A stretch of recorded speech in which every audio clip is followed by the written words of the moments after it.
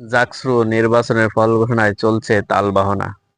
দীর্ঘ ৩৩ বছর পরে নির্বাচন হয়েছে জাকসু। ঢাকা জাহাঙ্গীরনগর বিশ্ববিদ্যালয়ে ৩৩ বছর নির্বাচন হয়েছে, কিন্তু পছন্দের প্রার্থীদের ভোট দিয়েও শান্তিতে নেই ছাত্রছাত্রীরা। তারা বহুল প্রতীক্ষিত ৩৩ বছর পরে নির্বাচনে অংশগ্রহণ করে তাদের পছন্দের প্রার্থীদের নাম এখনো তারা জানতে পারতেছে না। ভোট প্রদান করার ২৪ ঘন্টা পার হয়ে গেল, এখনো তারা ফল এখনো পায়নি। নির্বাচনের ফলাফল প্রকাশ হতে এত কেন তালবাহনা হচ্ছে, সেটাই জানতে চায় আজ পুরো দেশবাসী। নির্বাচন কমিশন থেকে শুরু করে প্রশাসন, জাহাঙ্গীরনগর বিশ্ববিদ্যালয় প্রশাসন, আগামাথা সব জায়গায় কেন এত দেরি হচ্ছে, এর কি কারণ?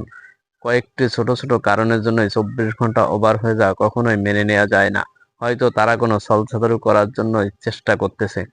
দর্শক, এমনটা হলে কমেন্ট করে জানাবেন এবং ভিডিওটি বেশি বেশি করে শেয়ার করবেন। ধন্যবাদ।